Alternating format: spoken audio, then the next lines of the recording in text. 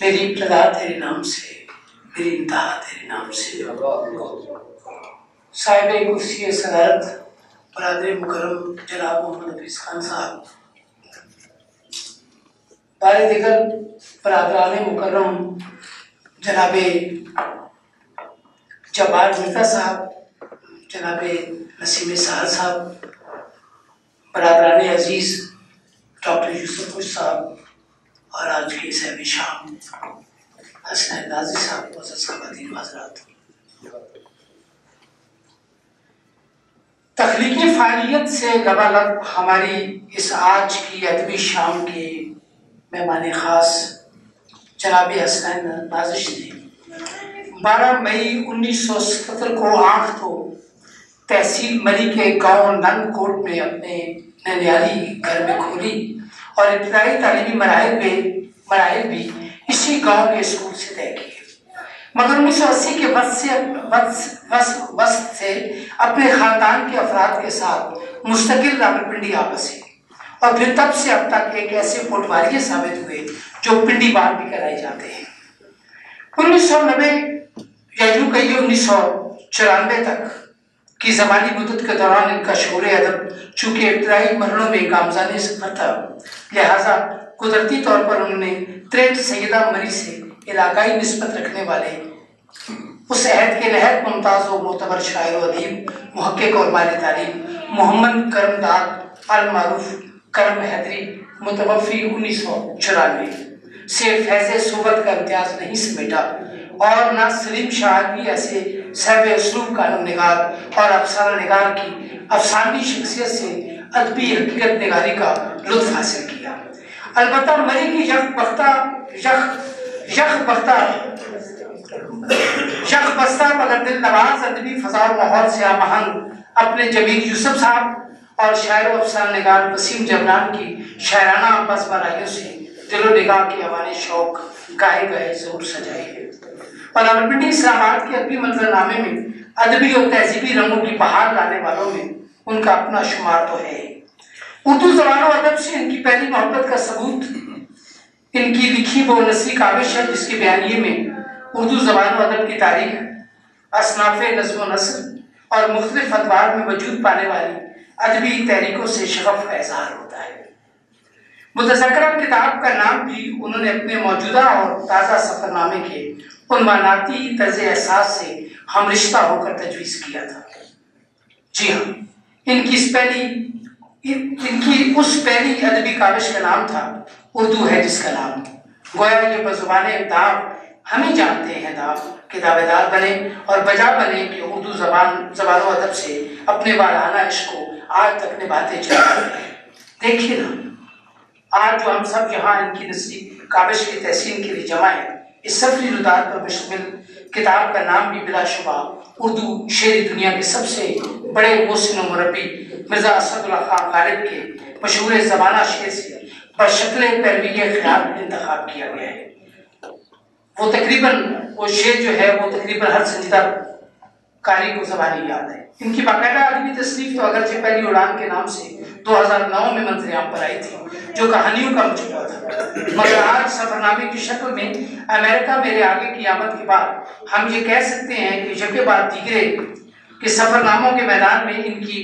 Hat trick مکمل ہو چکی ہے، اس لیے کہ قبل ازیں یکے بعد دیگرے ان کے 2 سفرنامے دیوار چین کے سائے تلے میں اور سفرنامہ ترکیہ کاردش کے روپ میں اپنا جلوہ دکھا چکے ہیں۔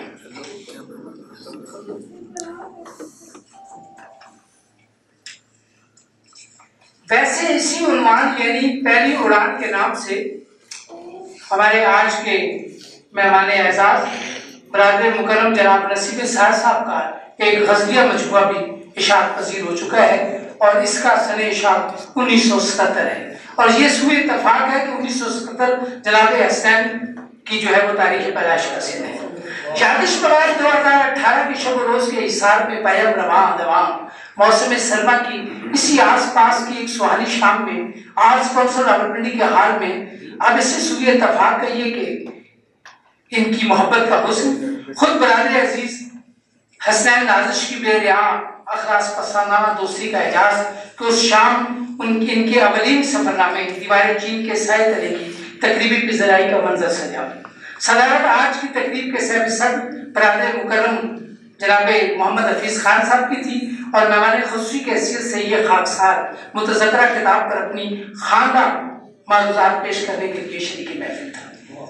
اس وقت کا منظر سجایا تھا ہماری حماسیت تخلیقات اور پارے کی طرح صدا کی مسترد فنکارہ فرین چودھری نے، اور آج کی بزپرائی کا اہتمام ادبی تنظیم سخن ساز کے ادبی دیوانوں نے کیا ہے۔ ادا جعفری کو نسائیت کے تعلق سے شاعری کے دبستان کا ایک ایسا نمائندہ نشان کہا جاتا ہے جو بلا شبہ جس کی وجہ سے نسائیت پر مبنی شاعری کا ایک نیا دبستان وجود میں آیا۔ ادا جعفری کی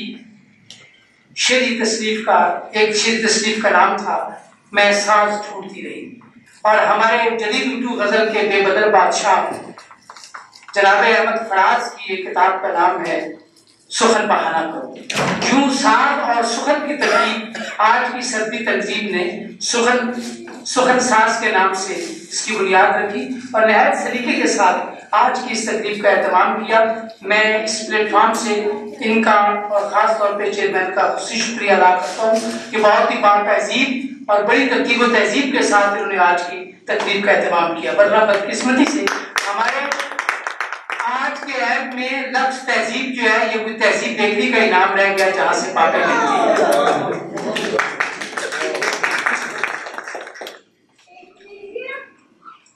حسنین ایک اور اعتبار سے بھی لائق تحسین ہے کہ انہوں نے اس ادب ناشناسی اور سفر نامہ نویسی کے ایک نسبتاً مشکل عہد میں اس روایت کو برقرار رکھا ہے۔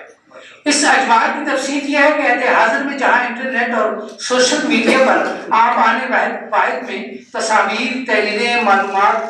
معلوماتی ویب سائٹس اور ویڈیو سے دیس کی سیر گھر بیٹھے کر سکتے ہیں، اب قائرین میں سفر نامے کا مطالعہ کرنے کا ویسا رجحان باقی نہیں رہا جیسا کہ ماقبل ہوا کرتا تھا۔ مزید یہ کہ معلومات کی تصدیق اور تکذیب کے لیے بھی پڑھنے والوں کے پاس یہ ذرائع موجود ہیں۔ ماضی کا سفر نامہ نگار اسے داستان گوئی کے اسلوب میں بھی بیان کر سکتا تھا، بلکہ بسا اوقات ایسا کیا بھی جاتا رہا جو عہد حاضر میں اگر ناممکن نہیں تو قائد دارت ضرور ہو گیا ہے۔ حسنین اور ان ایسے دیگر مصنفین کا اس صنف سے وابستہ رہنا اور یکے بعد دیگر سفر نامے لکھتے چلے جانا ان کی مستقل مزاجی اور ادب کی خدمت پر کمر باندھے رہنے کا بین ثبوت ہے، جس پر یہ قابل غور بات ہے۔ عنوان امریکہ میرے آگے مصر غالب کی زبانی تحریف ہے۔ اب جبکہ مادیت کے اس دور میں وائٹ ہاؤس اور اس سے جاری ہونے والے فرمان ہی دنیا میں آگے رکھنے کا رواج ہے، اگر کوئی عام پاکستانی شہری امریکہ جا کر بھی امریکہ کی چکا چوند میں گم نہیں ہو جاتا، بلکہ اس کا شعور، شناخت، علم، ترجیحات اسے ایک آزاد ناظر کی طرح امریکہ کو آگے رکھ کر دیکھنے کا عہد باقی رہنے دیتی ہیں، تو شخصیت کی اس پختگی کو سلام ہے۔ گویا امریکہ بھی ایک سیاہ کے نقطہ نظر میں بازیچہ اتفاق ہی تھا۔ یہ سفر نامہ جو 170 صفحات اور 29 ابواب پر مشتمل ہے، اس میں ڈاکٹر محمد امتیاز نے اس کا دیباچہ لکھتے ہوئے باب اول میں استعاراتی طور پر کولمبس سے ثانی کہا ہے اور اس کی وجہ بھی بیان کی ہے، تاہم میری نظر میں انہیں ابن بطوطہ دوم کا لقب دیا جاتا تو زیادہ حسب حال ہے۔ حسنین کے امریکہ جانے کی وجہ ان کی دیرینہ دوست سلیم کی پرخلوص و پراسرار دعوت بنی، جو امریکہ میں یادش بخیر کے لیے محفل 11 کا انعقاد چاہتے تھے۔ بعض پڑھنے والوں کے لیے اس تعلق کی خاطر اور دو طرفہ چاہت میں بھی بہت سے پیام پنہا و حیا ہیں۔ فقط تعریف کے لائق تو اللہ، اس کے رسول اور ائمہ علیہ السلام اور صوفیاء کی ذات صفات ہیں۔ انصاف کی بات یہ ہے کہ انسانی کاوش کے حسن و کمال دونوں کا ذکر کیا جائے۔ اس حوالے سے وہ چند باتیں جو مجھے اس کتاب میں نظر آئی، میں یہاں اقتباس کو سے قطع نظر کر رہا ہوں، چونکہ دامن وقت میں گنجائش بھی کم ہے، چونکہ اذان کا وقت بھی قریب ہوا جائے گا اور اس سے پہلے ظاہر تقریب کا اختتام بھی ضروری ہے، اور پھر میرے دو بہت ہی محترم اور سینئر 3 احباب جو یہاں تشریف فرمائے ہیں وہ بولے اور سنا کرے کوئی۔ اگرچہ بہت زیادہ گفتگو کا بھی یہ محل نظر نہیں ہے، پھر بھی چند مقامات پر کچھ نشاندہی بہت ضروری ہے۔ بعض مقامات پر کوئی واقعہ بیان ہوتا ہے تو نہایت سیاق و سباق سے، تاہم کسی اور واقعے کا نہایت سلسلی انداز میں ذکر ہوتا ہے۔ اگرچہ سفر کے دوران بعض چیزیں مفصل اور بعض نہایت مختصر وقت میں سلسلی دیکھی جاتی ہیں، تاہم بیان میں تفہیم کے حوالے سے تفصیل قطعاً غلط نہیں ہوتی بلکہ بسا اوقات ضروری ہو جاتی ہے۔ اسلوب میں سادگی اور جدت تو ہے، تاہم کوشش برقرار رکھنی چاہیے کہ سفر نامے میں دلچسپی اور لذت کے جو درمیانی مراحل ہیں ان سے گزر کر ہی آدمی منظر کشی کے لائق ہو سکتا ہے اور کسی منظر دکھانے والے کو وہ منظر اپنی آنکھوں کے سامنے جیتے جاگتے انداز میں پیش نظر بھی رہتا ہے۔ سفر نامے کی ایک نمایاں صفت یہ ہے کہ بیانیے میں اگرچہ معلومات کی بھرمار ہوتی ہے، تاہم یہ بھرمار ثقافت برگزنے کثافت کا درجہ اختیار کر کے اکتاہٹ کی سطح تک نہیں لے جاتی، بلکہ قاری کے ذہن میں تصوراتی منظر کشی کے رنگوں کو مزید گہرا کر دیتی ہے۔ یہ تاثر کی وہی چاشنی ہے جس کی طرف اشارہ کرتے ہوئے ڈاکٹر سید عبداللہ نے کہا تھا کہ سفر نامے میں خارجی مشاہدے کو داخلی تاثرات سے اس طرح ہم کرنا ہوتا ہے کہ مشاہدات تاثرات میں ڈوب نہ جائیں، بلکہ تاثر کے باوجود تاثرات ابھرے ہوئے معلوم ہوں، مگر ہلکے تاثر کی چاشنی اس میں رنگ بھرتی جائے۔ فکری و مانوی رعایت کو لفظ حسنین چونکہ حسن اور حسین کا مرکب ہے، لہٰذا ہم دیکھتے ہیں کہ ان کی تحریروں میں بھی دونوں الفاظ سے وابستہ اور مزین محاسن کی جھلک انہیں بلا شمار اسم باب مسمى بناتے ہیں۔ ان کے سفر نامے کا مطالعہ کرتے ہوئے دونوں جذبات کی بیک وقت تسکین ہوتی ہے جو ان کے اسلوب کا خاص فصل ہے۔ امید کی جاتی ہے کہ ہمیں ان کے تازہ ترین گزارے سفر پر مشتمل ان دلچسپ اور دل پسند تحریروں کے مطالعے کی سرشاری بھی میسر آئی جو ان کے یورپی ممالک کے حامل حوالے سفر کا حاصل ہے، اور جس کے نام کا انتخاب اس خاکسار کا تجویز کرتا ہے، یورپ اے یورپ۔ دعا ہے کہ مصنف کو جب دیگر کچھ ممالک کا بھی مکمل فنڈڈ دورہ کرنے کے مواقع میسر آئے کہ اس سخاوت ادیبانہ سے فیض یاب ہوتے رہیں کہ مفت ہاتھ ہے تو برا کیا ہے۔ آپ سب کا بہت شکریہ۔